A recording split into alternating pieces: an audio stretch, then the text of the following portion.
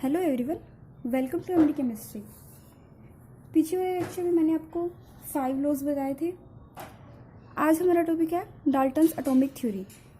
Dalton's atomic theory जो हमने पीछे 5 लॉज पढ़े थे ना, उनको ही ये थ्योरी एक्सप्लेन करती है कि वो 5 लॉज जो दिए गए थे पीछे वो सही हैं। उनको सही प्रूव करने के लिए डाल्टन्स ने अपनी थ्योरी दी थी, that is Dalton's atomic theory. अब उसने क्या बोला था, देखते हैं। फर्स्ट पॉइंट क्या बोला था डाल्टन्स ने, matter is made up of extremely small individual particles called atoms. कि मैटर छोटे छोटे एटम से मिलके बना होता है। ठीक है, तो मैंने आपको पहले ही बताया कि छोटे छोटे एटम्स को हम मिलाते हैं तब क्या बनता है। कोई भी मैटर है तो वो छोटे छोटे एटम से मिलके बना होता है। ठीक है, बहुत सारे एटम्स होते हैं उसके अंदर। और इनडिविजिबल क्यों बोला है, क्योंकि एटम क्या होता है, मतलब वो छोटे से छोटा पार्ट होता है जिसको हम फर्दर डिवाइड नहीं कर सकते। ठीक है, इसी वजह से इसको बोला इनडिविजिबल पार्टिकल्स। सेकेंड पॉइंट क्या कहता है, देखो यहाँ कौन सा लॉ ओबे हुआ। फर्स्ट लॉ ने क्या कहा था, matter can neither be created nor be destroyed, है ना। ये बोला था कि मैटर को ना ही तो क्रिएट कर सकते और ना ही डिस्ट्रॉय कर सकते। अब इसने बोला है मैटर ना एटम से मिलके बना होता है।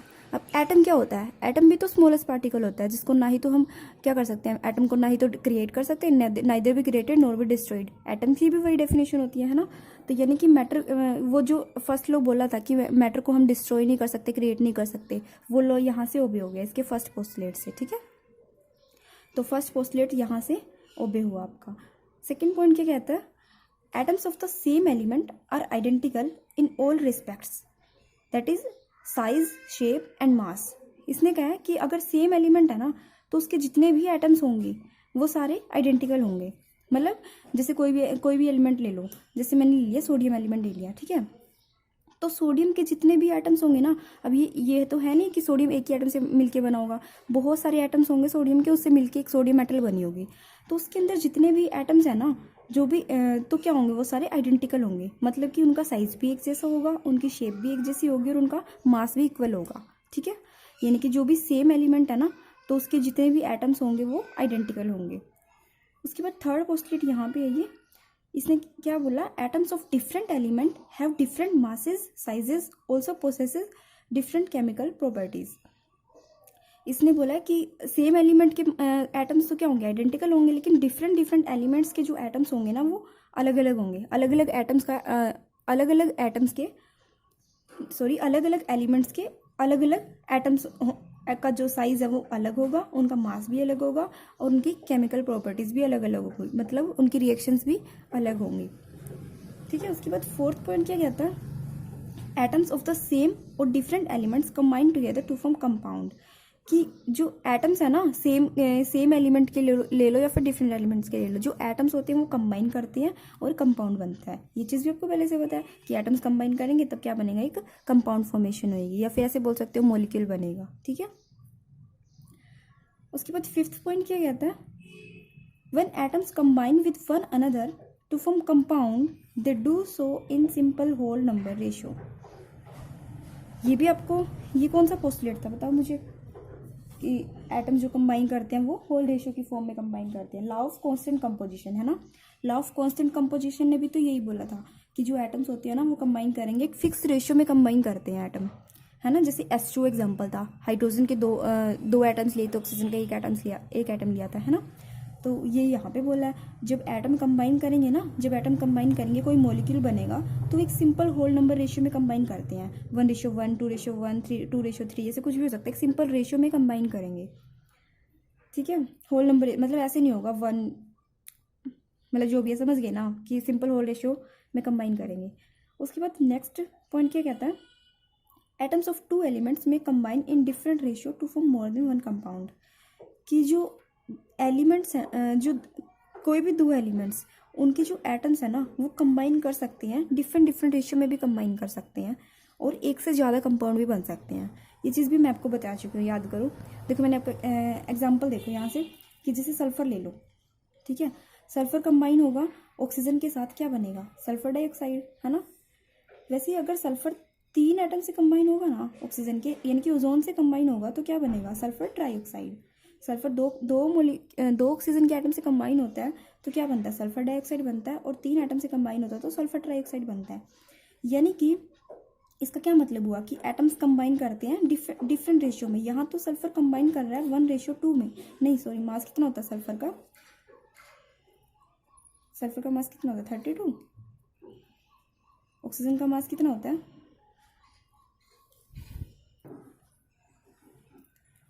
नहीं, यहाँ पे मासेस का रेशियो नहीं लेंगे, एटम्स का ही रेशियो लेंगे। जैसे यहाँ पे कंबाइन हो रहा है 1:2 में, एटम्स बोला ना, एटम्स किस रेशियो में कंबाइन कर रहे हैं, और यहाँ एटम्स कंबाइन कर रहे हैं 1:3 में। ठीक है, जैसे सल्फर का 1 एटम, ऑक्सीजन के 2 एटम, और यहाँ पे सल्फर का 1 एटम, ऑक्सीजन की 3 एटम्स। यानी कि एटम्स कंबाइन करते हैं डिफरेंट रेशियो में, और क्या बनते हैं, मोर देन 1 कंपाउंड। जैसे यहाँ सल्फर डाइऑक्साइड बना और यहाँ सल्फर ट्राइऑक्साइड बना, एक से ज़्यादा कंपाउंड बन सकते हैं। ठीक है, ये कौन सा लॉ हुआ जो था ना, law of multiple proportion, third law of multiple proportion, यहाँ से ओबे हुआ। फर्स्ट पॉइंट से इसका कौन सा लॉ ओबे हुआ? फर्स्ट लॉ, कि law of conservation of mass था ना जो, वो लॉ ओबे होता है। और फिफ्थ पोस्टुलेट से इसका कौन सा लॉ ओबे होता है? लॉ ऑफ कांस्टेंट कंपोजिशन, है ना। और सिक्स्थ पोस्टुलेट से इसका कौन सा लॉ ओबे होता है? Law of multiple proportions. ठीक है, उसके बाद सेवंथ पोस्टुलेट क्या कहता है? An atom is the smallest particle that takes part in a chemical reaction. Atom मतलब वो छोटे से छोटा पार्टिकल होता है जो रिएक्शन में पार्टिसिपेट करता है। ठीक है, नेक्स्ट लास्ट पॉइंट क्या कहता है? An atom can neither be created nor be destroyed. Atom को ना ही तो क्रिएट कर सकते और ना ही उसको डिस्ट्रॉय कर सकते। ठीक है, ये आपके 8 पॉइंट थे, 8 पोस्टुलेट थे जो बताए थे डाल्टन ने, जिसको नाम दिया गया डाल्टन्स एटॉमिक थ्योरी। उसके बाद इसकी फिर लिमिटेशंस भी आई। लिमिटेशंस क्या आई? It could explain the laws of chemical combination by mass but fail to explain the law of gases volume. इसने जो 4 लॉ थे ना हमारे, जो फर्स्ट 4 लॉ से मैंने आपको अभी बताया कौन कौन से, law of conservation of mass, law of constant composition, law of multiple proportion and law of reciprocal proportions, वो लॉ तो इसने एक्सप्लेन कर दिए। लेकिन जो लास्ट लॉ था ना, वो जो अपने वॉल्यूम के लिए पढ़ा था, गेलुसेक लॉ, वो इसने एक्सप्लेन नहीं किया। ठीक है, ये जो पहले हमारे जो यानी कि जो मासेस वाले लॉ थे वो तो इसने एक्सप्लेन कर दिए, और जो वॉल्यूम वाला लॉ था ना वो इसने एक्सप्लेन नहीं किया। नेक्स्ट फिर इसकी लिमिटेशन क्या है? It could not explain why atoms of different elements have different masses, sizes, valencies. इसने ये नहीं बताया कि जो अलग अलग एलिमेंट है ना, उनके जो अलग अलग एटम्स हैं उनका मास अलग क्यों होता है, उनके साइज अलग क्यों होता है, वैलेंसी। जैसे इसने सिर्फ ये बता दिया हमें कि जितने भी अलग अलग एलिमेंट के जो अलग अलग एटम होंगे ना, उनका साइज भी अलग अलग होगा, वैलेंसीज भी अलग अलग होगी, मासेस भी अलग अलग होगा, जो कि होता भी है, लेकिन इसने क्यों होगा वो नहीं बताया। ठीक है, उसके बाद इसकी लिमिटेशन क्या है? Why do atoms combine to form molecules, कि एटम कंबाइन ही क्यों करते हैं। इसने बोल दिया सीधा कि एटम्स कंबाइन करते हैं, मॉलिक्यूल बनते हैं। ठीक है, फिर वो एटम्स कंबाइन ही क्यों कर रहे हैं ये नहीं बताया इसने। नेक्स्ट इसने क्या नहीं बताया? What is the nature of binding force between atoms and molecules. इसने बोल दिया कि एटम्स कंबाइन करते हैं, लेकिन जब वो कंबाइन करेंगे तो उनके बीच में एक फोर्स भी तो लगेगी, किसी फोर्स के थ्रू ही कंबाइन करेंगे। ऐसा तो है नहीं है 2 एटम्स यहाँ पड़े हैं अपने आप उठ के कंबाइन हो जाएंगे, कोई फोर्स हमें अप्लाई करनी पड़ेगी तभी वो कंबाइन होंगे, है ना। अब वो कौन सी फोर्स होगी? नेचर ऑफ बाइंडिंग फोर्स, जो 2 एटम्स बाइंड करेंगे एक दूसरे के साथ, तो किस फोर्स के थ्रू वो बाइंड करेंगे, वो फोर्स नहीं इसने बताई। ठीक है, इसने क्या नहीं बताया? Nature of binding force between atoms and molecules. Next इसने क्या नहीं बताया? It makes no distinction between the ultimate particles of element और ए कंपाउंड। इसने ये नहीं बताया कि एलिमेंट और जो एलिमेंट या फिर कंपाउंड है ना, उनके पार्टिकल्स में क्या क्या मतलब डिफरेंस होता है, दोनों के पार्टिकल्स में क्या डिफरेंस होगा, इसने वो नहीं बताया। इसकी लिमिटेशंस थी। फिर उसके बाद आपको पता ही है हर एक साइंटिस्ट क्या करता है, अपनी थ्योरी देता है, उसके बाद उसकी लिमिटेशन आती हैं, फिर एक नई थ्योरी आती है जो उनकी लिमिटेशंस को कम करती है, और फिर नई थ्योरी तो यहाँ पे कौन सी नई थ्योरी आई थी? मॉडर्न एटॉमिक थ्योरी आई थी, जो क्या थी? Modified Dalton's atomic theory. Dalton's atomic theory को मॉडिफाई करके मॉडर्न एटॉमिक थ्योरी आई थी। अब वो थ्योरी क्या कहती है? इसकी सारी लिमिटेशंस को वो दूर करेगी। अब देखो क्या बोलती है। फर्स्ट पॉइंट में उसने बोला atoms is no longer consider to be indivisible, कि पहले क्या सोचते थे हम कि एटम्स क्या होता है? इंडिविजिबल होता है, यानी कि एटम क्या होते हैं? वो छोटे से छोटा पार्टिकल होता है जिसको हम डिवाइड नहीं कर सकते, ऐसा बोलते थे पहले कि एटम को डिवाइड नहीं किया जा सकता। लेकिन बाद में क्या हुआ कि एटम्स भी छोटे छोटे पार्टिकल से मिलकर बना होता है, यानी कि एटम्स को भी हम डिवाइड कर सकते हैं। एटम जैसे आपने पढ़ा है ना, इलेक्ट्रॉन, प्रोटॉन, न्यूट्रॉन्स क्या होते हैं? एटम्स भी या एटम्स में क्या होते हैं, इलेक्ट्रॉन्स प्रेजेंट होते हैं, न्यूट्रॉन्स प्रेजेंट होते हैं, प्रोटॉन्स प्रेजेंट होते हैं। यानी कि ये कैसे डिस्कवर हुए, एटम से इनको अलग किया होगा तभी तो इनका पता चला कि इलेक्ट्रॉन्स भी होते हैं, प्रोटॉन्स भी होते हैं, है ना। तो यानी कि पहले जब हम कंसीडर करते थे ना कि एटम्स इनडिविजिबल होते हैं, वो चीज़ गलत थी। फिर बाद में ये कंसीडर किया गया कि जो एटम होते हैं ना वो इनडिविजिबल नहीं होते। तो क्या होता है उसमें क्योंकि वो इलेक्ट्रॉन, प्रोटॉन और न्यूट्रॉन से मिलके बना होता है, तो उसको भी हम फर्दर डिवाइड कर सकते हैं एटम को भी, ठीक है।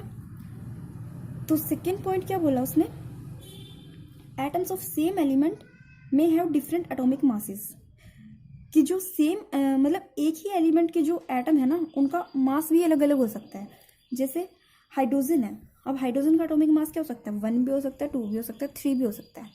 और क्या होता है, एटॉमिक नंबर तो 1 ही रहता है ना। अब सेम एटॉमिक नंबर और मास उनका डिफरेंट है, तो ऐसे कंपाउंड को क्या बोलते हैं हम, जब जिनका सेम एटॉमिक नंबर होता है, डिफरेंट मास होता है, तो उसको क्या बोलते हैं, आइसोटोप्स बोलते हैं, है ना। तो सेकेंड पॉइंट में इसने बताया था कि जो सेम एलिमेंट होते हैं ना वो डिफरेंट डिफरेंट एटॉमिक मासेस के फॉर्म में एग्जिस्ट करते हैं। अब बताओ इससे इसकी कौन सी लिमिटेशन दूर हुई, कौन सी लिमिटेशन थी जिसके बाद इसने ये चीज़ बोली कि एटम जो होते हैं ना उनका क्या होता है, डिफरेंट डिफरेंट एटॉमिक मासेस होता है। देखो मैंने आपको यहाँ पे इसकी सेकंड लिमिटेशन बताई थी ना कि इसने ये नहीं बताया कि डिफरेंट डिफरेंट जो एलिमेंट होते हैं ना उनके जो एटम्स होते हैं उनका मास अलग क्यों होता है, साइज अलग क्यों होता है, वैलेंसी अलग क्यों होती है ना, ये बताया था ना इसने। फिर उसने ये इसलिए बताया कि इसलिए उनका साइज अलग होता है, इसलिए उनका मास अलग होता है, क्योंकि क्या होता है, जैसे एक हाइड्रोजन का एटम है वो क्या होता है, उसके आइसोटोप फॉर्म में भी एग्जिस्ट कर सकता है। कहीं पे तो कहीं पे तो वो एग्जिस्ट कर रहा है कि उसका मास 1 है, कहीं पे वो एग्जिस्ट कर रहा है जिसमें उसका मास 2 है, कहीं पे 3 है। तो क्या होगा, उनका मासेस अलग अलग होगा। अब मास ही अलग हो गया तो साइज भी तो अलग होगा, है ना, वैलेंसीज भी अलग होंगी। तो इसने जो सेकेंड लिमिटेशन थी ना वो दूर हुई यहाँ से, इसके सेकेंड पोस्टुलेट से, ठीक है। नेक्स्ट पॉइंट क्या कहता है, एटम्स ऑफ डिफरेंट एलिमेंट्स में हैव सेम एटॉमिक मासेस, कि जो अलग अलग एलिमेंट्स है ना उनका क्या हो सकता है, एटॉमिक मास सेम हो सकता है। जैसे एग्जांपल देखो, कैल्शियम और आर्गन है, कैल्शियम और आर्गन क्या होता है, कैल्शियम का एटॉमिक नंबर 20 होता है, आर्गन का एटॉमिक नंबर 18 होता है ना। और दोनों का अगर एटॉमिक मास हम देखें ना तो कितना होता है, 40। कैल्शियम का भी और आर्गन का भी, दोनों का भी एटॉमिक मास कितना होता है, 40 होता है। तो यानी कि ऐसे एटम्स को क्या बोलते हैं, जिनका क्या होता है, एटॉमिक नंबर डिफरेंट होता है लेकिन मास नंबर सेम होता है, दोनों का एटॉमिक मास सेम है। तो ऐसे एटम्स को क्या बोला जाता है, आइसोबार्स बोला जाता है, ठीक है। अब ये बोला आइसोबार्स भी तो होते हैं, आइसोबार्स एग्जिस्ट करते हैं, इनकी मास इनका सेम होगा। अब कैल्शियम का मास भी 40 है और आर्गन का मास भी 40 है। यानी कि कैल्शियम क्या है, कैल्शियम भी बहुत सारे एटम से मिलकर बना है, आर्गन भी एटम से मिलकर बना है ना। तो क्या हुआ, इस दोनों का मास 40 है। यानी कि ऐसा हो सकता है कि जो कैल्शियम के जो एटम्स हैं और आर्गन के जो एटम्स हैं वो दोनों आइडेंटिकल हों, है ना, क्योंकि दोनों का मास सेम है ना। तो ऐसा हो सकता है कि इनके एटम्स आइडेंटिकल हो, इनका साइज भी एक जैसा हो, इनका मास भी एक जैसा हो, है ना। तो यानी कि पिछले वाले पॉइंट से तो ये क्लियर हुआ कि उनका क्या हो सकता है, साइज और मास कैसे कैसे डिफरेंट होता है, वो आइसोटोप्स के केस में होता है। और इस पॉइंट से क्लियर हुआ कि उनका सेम कैसे हो सकता है, कि अलग अलग एलिमेंट है फिर भी उनका साइज सेम हो सकता है। जैसे कैल्शियम के एटम्स और आर्गन के जो एटम्स होते हैं उनका क्या होता है, साइज मास सेम होता है, हो सकता है, ठीक है। क्योंकि क्या होता है, उनका mass number same, atomic mass same होता है। अगर एटॉमिक मास सेम होगा तो उनके एटम्स का मास भी सेम हो सकता है, उनका साइज सेम हो सकता है, ठीक है। इनके डिफरेंट डिफरेंट एलिमेंट्स के जो साइज है ना वो सेम भी हो सकता है। इसने वो वाली लिमिटेशन भी दूर कर दी कि नहीं बताया था ना डाल्टन ने कि कैसे हो सकता है, तो इसने बता दिया। उसके बाद फोर्थ पोस्टुलेट क्या कहता है, the ratio in which different atoms combine with one another may be fixed and integral but may not always be simple, कि जो डिफरेंट डिफरेंट एटम्स कंबाइन करते हैं, है ना, किसी फिक्स रेशियो में कंबाइन करते हैं। बताया था ना डाल्टन ने कि अलग अलग एलिमेंट कंबाइन करते हैं, एक फिक्स रेशियो में कंबाइन करेंगे, ठीक है। वो रेशियो जो होता है ना वो फिक्स भी हो सकता है, इंटीग्रल भी हो सकता है। ऐसा हो सकता है फिक्स हो, जैसे हमेशा कंबाइन करे 1:2 में, ऐसा हो सकता है। जैसे वाटर होता है, वाटर में फिक्स होता है कि हाइड्रोजन के तो 2 एटम्स लेंगे, ऑक्सीजन का एक एटम लेंगे, है ना। तो ऐसा हो सकता है वो रेशियो फिक्स हो, या फिर ऐसा हो सकता है वो इंटीग्रल हो। जैसे एक बार कंबाइन कर रहा है 1:2 में, एक बार कंबाइन करेगा फिर 1:3 में, ऐसे उसके इंटीग्रल मल्टीपल में, ठीक है। जो रेशियो होता है वो फिक्स भी हो सकता है और इंटीग्रल भी हो सकता है, लेकिन ज़रूरी नहीं है हमेशा सिंपल हो, ठीक है। अब जैसे एग्जांपल है C12H12O11, क्या होता है, ये केन शुगर होती है ना, शुगर का फॉर्मूला होता है C12H12O11। इसके अंदर क्या होता है, किस रेशो में कंबाइन कर रहे हैं एटम्स, 12:20:22 C12H22 होता है, हाँ 12:22:11, यानी कि 12:22:11 में ये एटम्स कंबाइन कर रहे हैं, ठीक है। तो ये रेशो क्या है, फिक्स्ड भी है और इंटीग्रल भी है, ठीक है। उसके बाद फिफ्थ पोस्टलेट में इसने क्या बोला, atom is the smallest particle that take parts in a chemical reaction. Fifth point में इसने भी वही बोला कि जो एटम क्या होता है वो छोटा से छोटा पार्टिकल होता है जो किसी भी केमिकल रिएक्शन में पार्टिसिपेट करता है, ठीक है। एटम इज नो लॉन्गर, हाँ अब ये देखो इसमें क्या डिफरेंस हुआ कि उसने बोला था कि एटम जो है ना, ये तो चीज़ उसने भी बोली थी कि एटम वो छोटे से छोटा पार्टिकल होता है जो केमिकल रिएक्शन में पार्टिसिपेट करता है, और इसने भी ये चीज़ बोली है कि एटम वो छोटे छोटा पार्टिकल होता है जो किसी भी केमिकल रिएक्शन में पार्टिसिपेट करता है ना। अब जैसे उसने तो ये बोला था ना कि एटम क्या होता है, इंडिविजिबल होता है, एटम को हम क्या कर सकते हैं, फर्दर पार्टिकल्स में डिवाइड नहीं कर सकते, है ना। लेकिन फिर इसने मॉडर्न एटॉमिक थ्योरी में बोला था कि atom is no longer considered as indivisible, है ना, कि एटम को अब इंडिविजिबल कंसिडर नहीं करते हैं, क्योंकि वो किसी क्या होता है उसमें इलेक्ट्रॉन प्रोटॉन न्यूट्रॉन्स होते हैं। लेकिन जब भी कोई केमिकल रिएक्शन होगी ना तो उसमें एटम ही पार्टिसिपेट करता है, ऐसा नहीं है कि एटम का इलेक्ट्रॉन निकल के किसी केमिकल रिएक्शन में पार्टिसिपेट करेगा, उसका प्रोटॉन अलग हो गया न्यूट्रॉन अलग होकर केमिकल रिएक्शन होगी। जब केमिकल रिएक्शन होगी तब तो एटम ही पार्टिसिपेट करेगा, ठीक है। यही तो डाल्टन ने बोला था कि एटम वो छोटे छोटा पार्टिकल होता है जो किसी भी केमिकल रिएक्शन में पार्टिसिपेट करता है। लेकिन इसने मॉडर्न एटॉमिक थ्योरी ने भी यही बोला कि चाहे हम एटम को डिवाइड कर सकते हैं इलेक्ट्रॉन प्रोटॉन न्यूट्रॉन्स में, एटम मिलके बना होता है इलेक्ट्रॉन प्रोटॉन न्यूट्रॉन से, लेकिन जब भी केमिकल रिएक्शन की बात होगी ना तो एटम ही पार्टिसिपेट करेगा केमिकल रिएक्शन में, ठीक है। उसके बाद नेक्स्ट पॉइंट इसने बोला atom is no longer indestructible, कि एटम वही कि एटम को अब क्या कर सकते हैं कि पहले सोचते थे ना कि एटम को डिस्ट्रॉय नहीं कर सकते, एटम छोटे छोटा पार्टिकल होता है इसको हम डिस्ट्रॉय नहीं कर सकते, लेकिन अब क्या होता है कि एटम को अब हम कर सकते हैं, उसके छोटे छोटे पार्टिकल्स में उसको डिवाइड कर सकते हैं। और क्या होता है, E=mc के आइंस्टाइन रिलेशन होता है, मास can be change into energy, और मास को हम एनर्जी में चेंज कर सकते हैं और एनर्जी को मास में चेंज कर सकते हैं। अब यहाँ से क्या हुआ, देखो एटम क्या होता है, एटम का कुछ क्या होता है, कुछ मास होता है ना। इस रिलेशन से क्या बताया कि mass can be change into energy, mass को हम एनर्जी में चेंज कर सकते हैं। मास मतलब ये भी बोल सकते हैं ना इसको, अगर हम दूसरे फॉर्म में बात करें तो ऐसे ही बोल सकते हैं कि एटम्स को हम एनर्जी में चेंज कर सकते हैं ना, क्योंकि एटम्स को हम मास में चेंज कर सकते हैं, मास को एनर्जी में चेंज कर सकते हैं, यानी कि एटम्स को एनर्जी में चेंज कर सकते हैं, है ना। यानी कि जो हमने बोला था ना कि एटम को तो हम डिस्ट्रॉय कर ही नहीं सकते, एटम तो neither be created nor be destroyed, ऐसा बोला था, वो चीज़ गलत हो गई यहाँ से, ठीक है। वो चीज़ क्योंकि हम क्या कर सकते हैं, एटम को मास में चेंज कर सकते हैं और मास को एनर्जी में चेंज कर सकते हैं। उसके बाद एवोगैड्रो हाइपोथेसिस देखते हैं क्या होती है। एवोगैड्रो हाइपोथेसिस या फिर एवोगैड्रो लॉ बोलो या फिर एवोगैड्रो प्रिंसिपल बोलो, किसी भी नाम से आ सकता है। एवोगैड्रो हाइपोथेसिस, एवोगैड्रो लॉ या एवोगैड्रो प्रिंसिपल। इसने क्या बोला, equal volume of all gases under similar conditions of temperature and pressure contain equal number of molecules. इसने बोला कि कि गैसेस का अगर इक्वल वॉल्यूम हम कंसीडर करें ना तो उनमें क्या होते हैं, इक्वल मॉलिक्यूल्स होंगे, ठीक है, या फिर इक्वल एटम्स होंगे। अब जैसे एग्जांपल से देखो, हाइड्रोजन और क्लोरीन को मिलाते हैं क्या बनता है, HCl बनता है ना। इसे यहाँ पे ना इससे आपका ना फिफ्थ लॉ ओबे होएगा, जो फिफ्थ लॉ वहाँ पे ओबे नहीं हो रहा था जो डाल्टन ने थ्योरी दी थी, है ना, वो फेल हो गया था ना फिफ्थ लॉ को एक्सप्लेन करने में। अब यहाँ से एक्सप्लेन होगा ये, यहाँ से देखो, हाइड्रोजन और क्लोरीन को मिलाते हैं तो क्या बनता है, HCl बनता है। इसके एक वॉल्यूम, हाइड्रोजन के एक वॉल्यूम को क्लोरीन के एक वॉल्यूम को मिलाया हमने तो 2 वॉल्यूम मुझे HCl के मिले।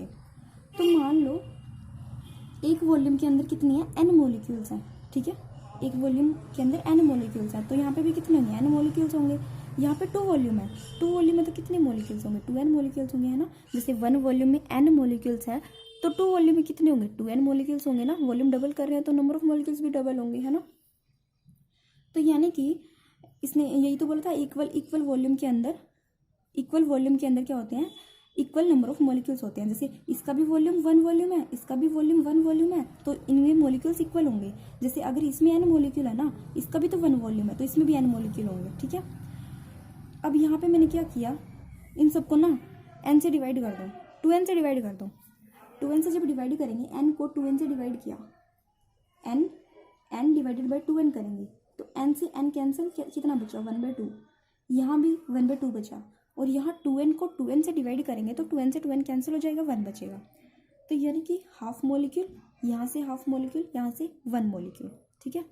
यानी कि अगर मैं बात करूँ ना 1 मोलिक्यूल HCl, तो 1 मोलिक्यूल HCl में क्या होगा, हाफ मोलिक्यूल तो क्लोरीन होगा और हाफ मोलिक्यूल हाइड्रोजन होगा। अगर मैं बात करूँ 1 मोलिक्यूल HCl में, तो 1 मोलिक्यूल HCl में क्या होगा, हाफ मोलिक्यूल तो क्लोरीन होगा और हाफ मोलिक्यूल हाइड्रोजन होगा। अब डाल्टन ने क्या बताया था, डाल्टन ने तो ये बताया था ना कि एटम्स कंबाइन करते हैं और मोलिक्यूल बनते हैं, है ना। उसने सिर्फ ये बोला था कि एटम्स होते हैं, कंबाइन करेंगे मोलिक्यूल बनेगा। अब यहाँ से देखो, जैसे एक मोलिक्यूल बन रहा है, यहाँ पे भी HCl का एक मोलिक्यूल बन रहा है, तो इसमें क्या क्या होता है, हाफ मोलिक्यूल हाइड्रोजन का कंबाइन होता है, हाफ मोलिक्यूल क्लोरीन का कंबाइन होता है। पॉसिबल है ना ये चीज़, पॉसिबल कैसे हुई, जैसे हाफ मोलिक्यूल हाइड्रोजन का है तो इसका मतलब क्या है, इसके अंदर क्या होंगे, एटम्स होंगे ना। हाफ मोलिक्यूल है हाइड्रोजन का तो इसके अंदर क्या होगा, एक एटम हो सकता है, 2 एटम हो सकते हैं, है ना। इस हाफ मोलिक्यूल के अंदर भी तो एक एटम या 2 एटम प्रेजेंट होगा। जैसे हाफ मोलिक्यूल क्लोरीन का है तो इसमें भी एक एटम या 2 एटम प्रेजेंट होगा, फिर HCl बनेगा। यानी कि हाफ मोलिक्यूल कंबाइन करके 1 मोलिक्यूल बना रहे हैं। इसका मतलब क्या है, वही कि जो एटम्स कंबाइन कर रहे हैं, एक या 2 एटम्स कंबाइन कर रहे हैं और मोलिक्यूल बनता है। यही तो डाल्टन ने बताया था कि जो एटम्स कंबाइन करते हैं और मोलिक्यूल बनते हैं, है ना। वही चीज़ यहाँ से एक्सप्लेन हो गई। अब इसकी एप्लीकेशन देखते हैं। एवोगैड्रो हाइपोथेसिस की एप्लीकेशंस क्या क्या है, यूजेस क्या क्या हैं। सबसे फर्स्ट एप्लीकेशन है इसकी इन कैलकुलेशन ऑफ एटोमिसिटी। हम एटोमिसिटी कैलकुलेट कर सकते हैं इसमें। एटोमिसिटी क्या होता है, व्हाट इज एटोमिसिटी? एटोमिसिटी होता है, atomicity of a substance is defined as the number of atoms of the element present in 1 molecule of the substance, कि एक मॉलिक्यूल के अंदर कितने एटम्स प्रेजेंट हैं। जैसे अगर मैं बात करूँ ऑक्सीजन, मैं आपसे पूछूँ ऑक्सीजन की एटोमिसिटी कितनी होती है, तो 2 होती है, क्योंकि ऑक्सीजन किससे मिलके बना होता है, ऑक्सीजन के 2 एटम्स मिलेंगे तब ऑक्सीजन का एक मॉलिक्यूल बनता है ना। तो ऑक्सीजन की एटोमिसिटी 2 है क्योंकि वो 2 एटम से मिलके बनता है। वैसे मैं आपसे अगर ओजोन की एटोमिसिटी पूछूं तो ओजोन की एटोमिसिटी कितनी होती है, 3, क्योंकि ऑक्सीजन के 3 एटम्स मिलेंगे ना तब जाके ऑक्सीजन का ओजोन बनता है, ठीक है। तो मैं आपसे ओजोन की एटोमिसिटी पूछूं तो 3 होती है। तो एटोमिसिटी समझ आया क्या होती है, कि कितने एटम से वो एलिमेंट मिलके बना है। जैसे ऑक्सीजन कितने एटम से मिलके बना है, वो उसकी एटोमिसिटी होगी। तो यानी कि इससे हम क्या कर सकते हैं, एटोमिसिटी पता कर सकते हैं कि एटोमिसिटी कितनी है, कि कोई भी कंपाउंड है ना वो कि उसके अंदर कोई भी मॉलिक्यूल है ना उसके अंदर कितने एटम प्रेजेंट है, उसकी एटोमिसिटी कितनी है, ये पता कर सकते हैं। कैसे देखते हैं, देखो H2 + O2 क्या बनता है, वाटर बनता है। हाइड्रोजन और ऑक्सीजन से मिलाने से वाटर बनेगा, है ना।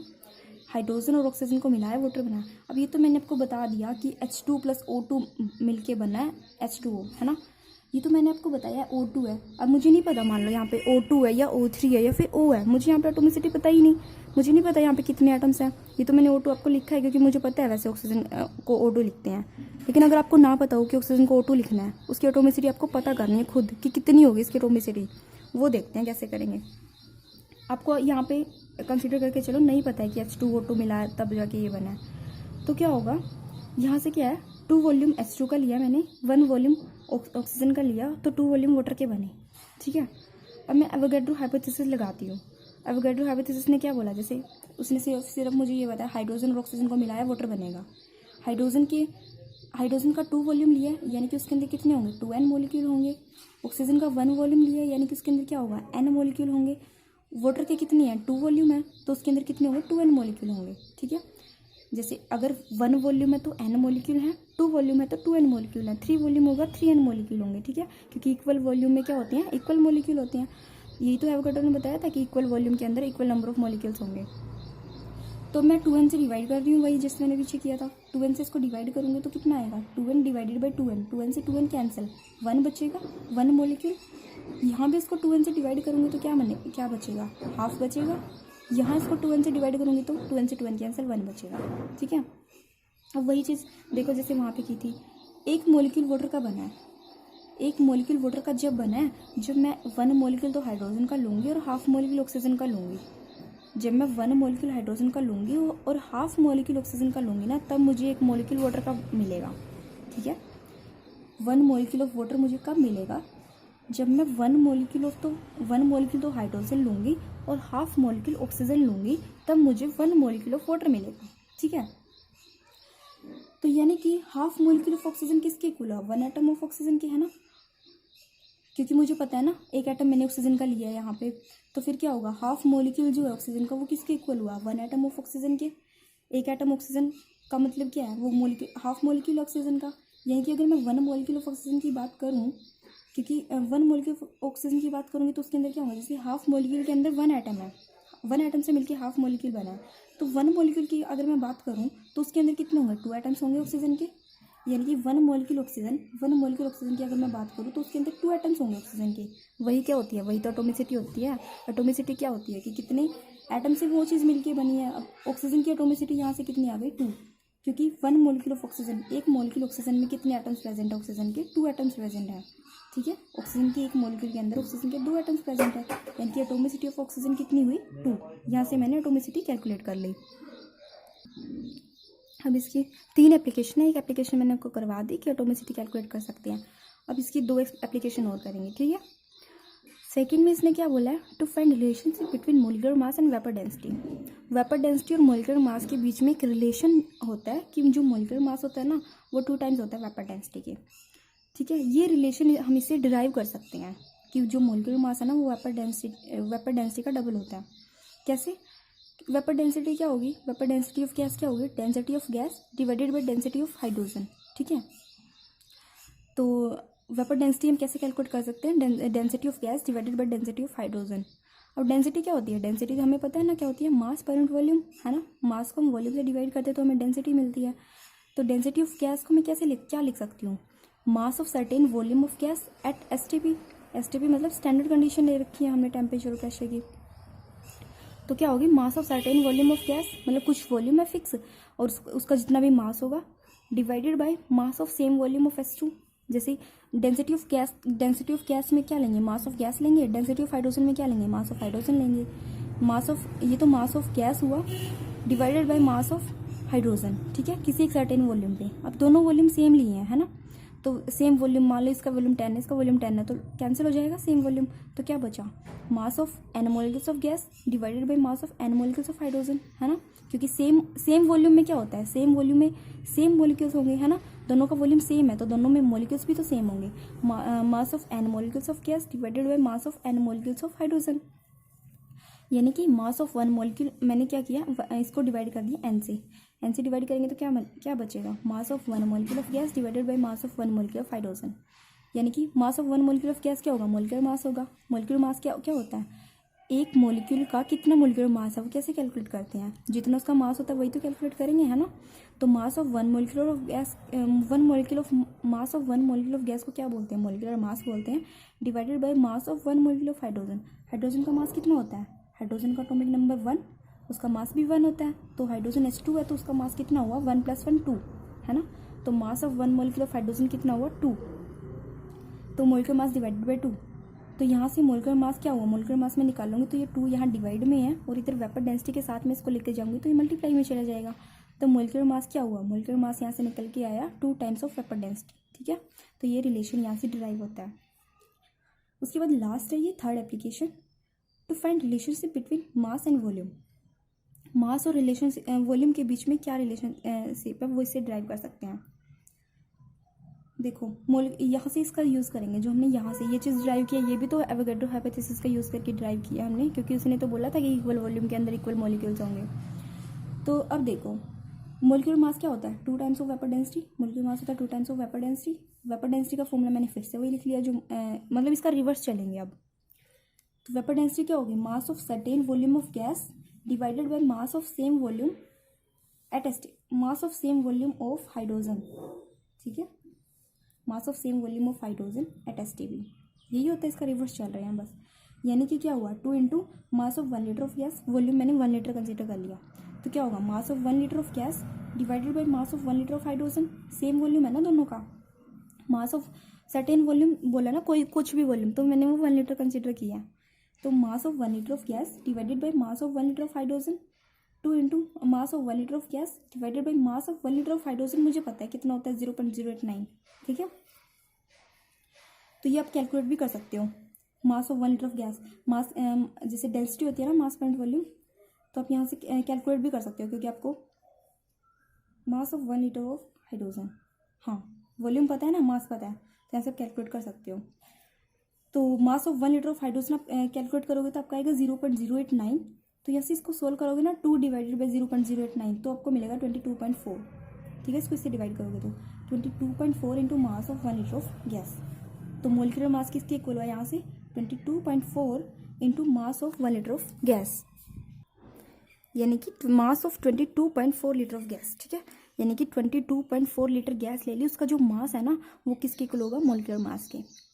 कोई भी गैस है उसका वॉल्यूम मैंने 22.4 लीटर ले लिया, एक गैस ली जिसका वॉल्यूम कितना है 22.4 लीटर है, तो उसका जो मास है ना वो किसके इक्वल होगा, उसके मोलिकुलर मास के इक्वल होगा। ठीक है, ये जो लो होता है ना, ये इसको बोला जाता है GMV लो, ग्राम मोलिकुलर वॉल्यूम लो, GMV लो। इसने क्या बोला, वही कि जो 22.4 लीटर है ना किसी भी गैस का, कोई भी गैस हो जिस उसका जो अगर 22.4 लीटर वॉल्यूम मैं लूँ तो वो किसके इक्वल होगा, उसका वेट उसके मोलिकुलर मास के इक्वल होगा। ठीक है, एक्सप्रेस इन ग्राम, जिसको हम ग्राम में एक्सप्रेस करेंगे उसके मोलिकुलर मास जो आएगा ना वो ग्राम में आएगा। ठीक है, ये था आपका ग्राम मोलिकुलर वॉल्यूम लो। ठीक है, आपकी यहाँ से आपको एवोगैड्रो हाइपोथेसिस और उसकी एप्लीकेशंस कंप्लीट होती हैं। नेक्स्ट टॉपिक मैं आपको नेक्स्ट वीडियो में करवाऊंगी। ठीक है।